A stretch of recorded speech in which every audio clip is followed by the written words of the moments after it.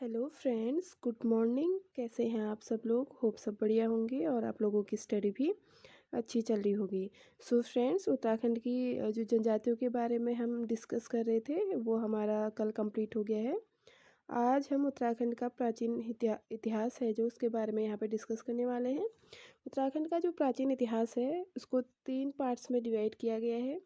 प्रागैतिहासिक काल, आधा ऐतिहासिक काल और ऐतिहासिक काल।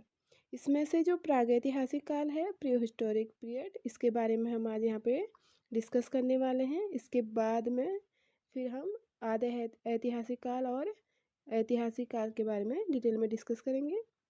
यहाँ पे हमें हर एक टॉपिक को कवर करने वाले हैं। आप लोग वीडियो को पूरी देखिए और आप लोगों को थोड़ी सी भी हेल्पफुल लगती है और पसंद आती है तो लाइक और शेयर सब्सक्राइब करना ना भूलें।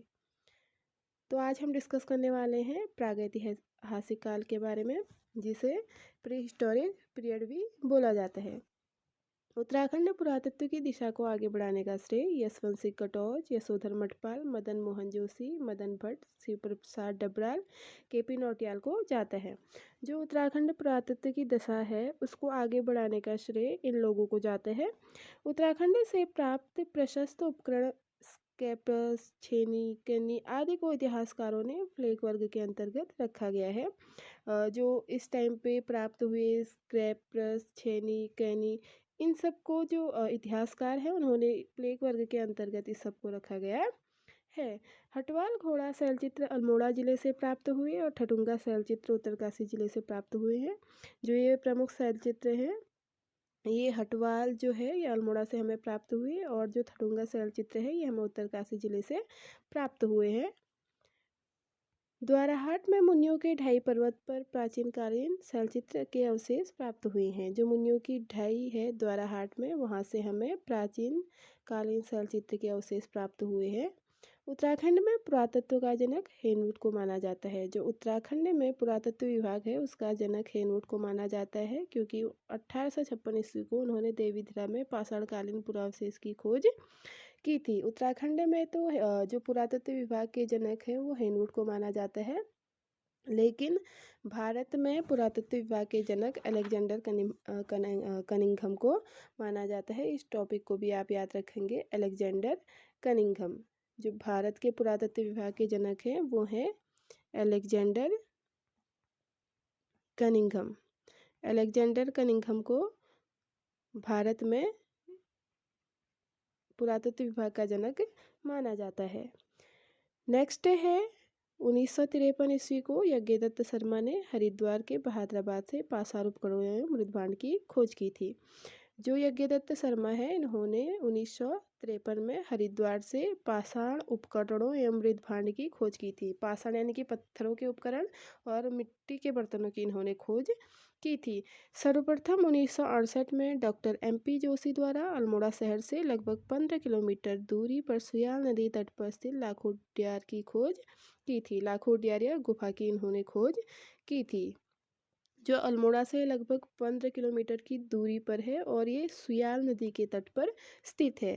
लाखों उद्यार की खोज किसने की थी? सर्वप्रथम MP जोशी के द्वारा की गई थी। जो ये लाखों उद्यार है इसकी खोज जो MP जोशी हैं इनके द्वारा की गई है। ये टॉपिक आपको याद रखना है। नेक्स्ट है यहाँ सामूहिक नृत्य करते आदमियों के दो समूह, शिकार करते आदमियों के एक समूह। यहाँ पे जो इन्होंने खोज की जो गुफा था उसके अंदर जो सामूहिक नृत्य करते हुए आदमियों के दो समूह दिखाए गए हैं और शिकार करते हुए आदमियों के भी यहाँ पे क्या दिखाए गए हैं? समूह दिखाए गए हैं। वह कुछ पशु पक्षियों के चित्र अंकित हैं। इसमें क्या क्या है? नृत्य करते हुए आदमियों का समूह है, शिकार करते हुए आदमियों का समूह है और कुछ पशु पक्षियों के चित्र भी यहाँ पे अंकित किए हुए हैं। यहाँ के चित्रों को सफ़ेद, गेरू, गुलाबी और काले रंगों में सजाया गया है। जो लाखों उद्यार में यहाँ पे चित्र पाए गए हैं उन चित्रों को सफ़ेद, गेरू और गुलाबी काले रंगों से सजाया गया है। लाखों उद्यार से कुछ दूरी पर डॉक्टर यशोधर मठपाल ने 1885 ईस्वी में फलकानौली शैलाश्रय व 1989 में पेटसाल शैलाश्रय की खोज की। तो हमारे जो फड़कानौली और पेटसाल है ये भी कहाँ है? अल्मोड़ा डिस्ट्रिक्ट में है। और इनकी खोज किसने की थी? डॉक्टर यशोधर मठपाल ने फड़का की जो खोज की थी 1885 को, और जो पेड़ साल है उसकी खोज 1989 को की गई थी। इन दोनों शैलाश्रयों के चित्र नष्ट हो चुके हैं। जो इनमें चित्र थे वो तो अभी नष्ट हो चुके हैं, लेकिन लाखों डिया से लगभग 500 मीटर की दूरी पर स्थित फड़का के पास चित्रयुक्त 3 शैलाश्रय हैं। लेकिन जो फड़का है हमारी, यहाँ से क्या मिले थे, 3 शैलाश्रय हमें मिले थे। अल्मोड़ा शहर से लगभग 8 किलोमीटर दूरी पर स्थित फलसीमा के निकट एक चित्रित शैलाश्रय है। जो अल्मोड़ा से 8 किलोमीटर दूर है फलसीमा, उसमें भी क्या मिला था हमें, एक चित्रित शैलाश्रय मिला हुआ था। डीना पानी अल्मोड़ा से 3 किलोमीटर की दूरी पर स्थित लेथाप नामक स्थल पर लाल रंग से चित्रित शैलाश्रय मिले हैं। जो डीना पानी अल्मोड़ा है वहाँ से 3 किलोमीटर आगे जाने के बाद हमें लेथाप मिलता है, और उसी लेथाप में लाल रंग के चित्रित शैलाश्रय हमें प्राप्त हुए हैं।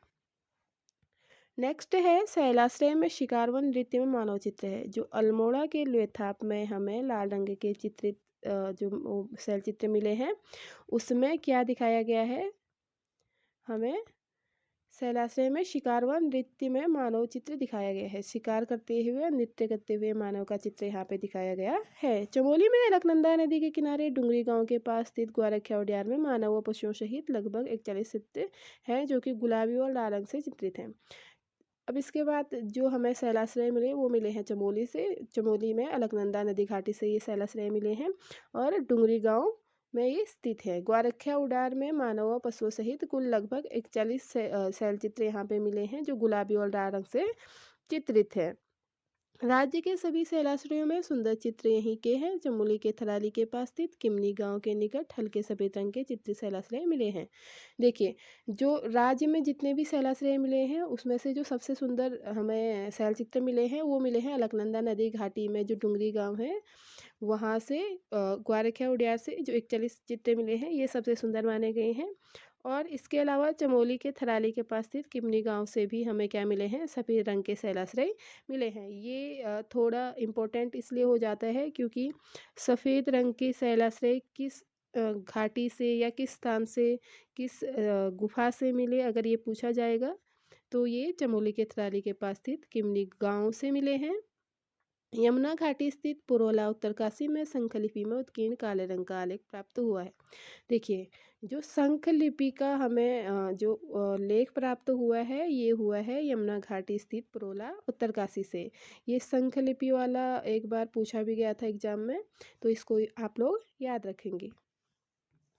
डॉक्टर यशोधर मठपाल द्वारा पश्चिमी रामगंगा घाटी में स्थित नौला ग्राम से 73 ओखलियाँ, ओखलियाँ मीन्स ओखलियों का मतलब होता है ये इस तरह के गड्ढे होते हैं जिसे हम ओखल दृश्य गड्ढे बोलते हैं, और इनको कपमार्क्स भी बोला जाता है।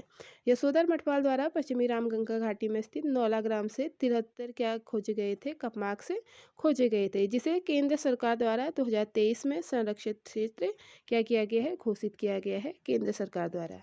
इसके अलावा महात्म संस्कृति से संबंधित आकृतियां द्वाराहाट के चंद्रेश्वर मंदिर के दक्षिण से लगभग 200 कपमार्क्स खोजे गए थे। देखिए, जो यशोधर मठपाल द्वारा पश्चिमी रामगंगा घाटी में स्थित नौला ग्राम से 72 कपमार्क्स खोजे गए थे।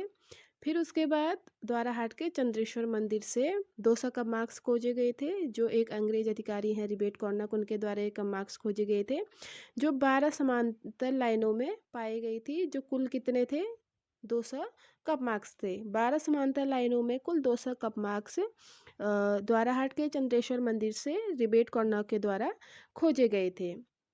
कपमार्क्स का संबंध महात्म संस्कृति से है, इसका सर्वप्रथम उल्लेख रिबेट कॉर्नक ने किया था। देखिए, जो कपमार्क्स हैं उनका संबंध किससे बताया गया है, महात्म संस्कृति से बताया गया है। जो इसका उल्लेख सर्वप्रथम किसने किया था, रिबेट कॉर्नक के द्वारा किया गया था। देवीधुरा चंपावत कपमार्क्स की खोज डॉक्टर एमपी जोशी द्वारा की गई थी। देवीधुरा से भी हमें कपमार्क्स मिले हैं जिसकी खोज एमपी जोशी के द्वारा की गई थी। गोपेश्वर में पश्चिमी नयार घाटी कपमार्क्स की खोज डॉक्टर यशवंत कटोच द्वारा की गई थी। गोपेश्वर से भी कपमार्क्स की खोज की गई है, जो नयार घाटी से की गई है और इसकी खोज यशवंत कटोच द्वारा की गई है। राज्य में धातुकालीन युग के साक्ष्य पिथौरागढ़ के बनकोट से 8 ताम्र मानव आकृतियां व पिथौरागढ़ जिले के ही नैनीपाटल से 5 ताम्र मानव आकृतियां प्राप्त हुई हैं। पिथौरागढ़ से हमें साक्ष्य मिले हैं पिथौरागढ़ के बनकोट से, और पिथौरागढ़ के ही नैनीपाटल से हमें 8 व 5 मानव आकृतियां प्राप्त हुई हैं।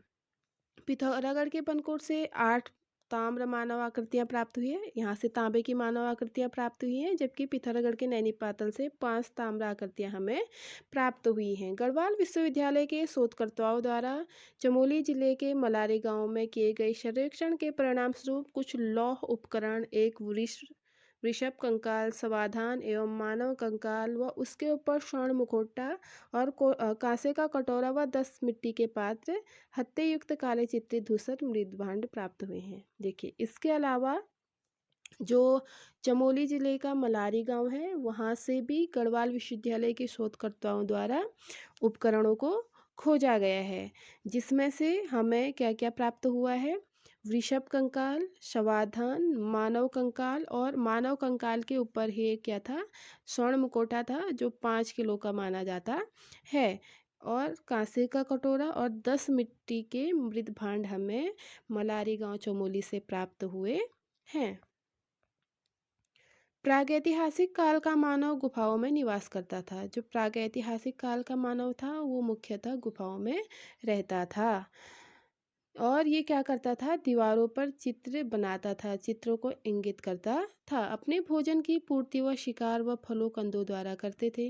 जो प्रागैतिहासिक काल के मानव थे वो गुफाओं में निवास करते थे और दीवारों पे चित्र अपना इंकित करते थे। इसके साथ ही वो अपना गुजारा शिकार करके या फल कंदराओं को खा के करते थे। शिकार व अन्य कार्यों के लिए पाषाण उपकरणों का प्रयोग करते थे। देखिए, इस युग में पाषाण उपकरणों की बहुलता थी, अधिकता थी, जिस कारण वो शिकार करने के लिए भी पत्थरों के उपकरणों का ही क्या करते थे? प्रयोग करते थे। फिर धीरे धीरे ये युग धातु से भी युक्त या परिचित हो गया। इसके बाद धीरे धीरे जब प्रागैतिहासिक काल आगे बढ़ता गया, तो जो ये लोग थे ये धातु से भी क्या होने लगे? अवगत होने लगे। इन्होंने धातु की भी धीरे धीरे क्या करी? खोज की थी। सो फ्रेंड्स, ये था प्रागैतिहासिक काल के बारे में जितने भी इम्पोर्टेंट टॉपिक्स थे। अगर कुछ टॉपिक यहाँ पे बच जाते हैं, वैसे तो इसमें सब कवर हो गए हैं, लेकिन अगर कुछ टॉपिक बच जाते हैं तो मैं आपको नेक्स्ट वीडियो में वो करा दूँगी, क्योंकि प्रागैतिहासिक काल जो था हमारा पाषाण युग से संबंधित था, पत्थरों के युग से संबंधित था। इसके जो मुख्य हमें अवशेष प्राप्त हुए हैं वो पत्थरों से ही प्राप्त हुए हैं, शैल चित्रों से ही प्राप्त हुए हैं। इसी के बिहाफ़ पे हम इसकी जानकारी प्राप्त कर सकते हैं। फिर धीरे धीरे ये लोग जो धातु से निर्मित चीज़ें हैं उनकी ओर भी बढ़ने लगे। फिर जो आधा ऐतिहासिक काल है उसमें ये धातु से ही अत्यधिक प्रयोग इसका करने लगे। ये हम फिर नेक्स्ट वीडियो में इसकी चर्चा करेंगे। प्रागैतिहासिक काल के बारे में जितने भी इम्पोर्टेंट टॉपिक्स थे मैंने इस वीडियो में क्या किए हैं? कवर किए हैं। आप लोग ये वीडियो ज़रूर देखिए, और अगर आप लोगों को पसंद आती है तो लाइक, शेयर और सब्सक्राइब करना ना भूलें। Thank you so much. Bye bye.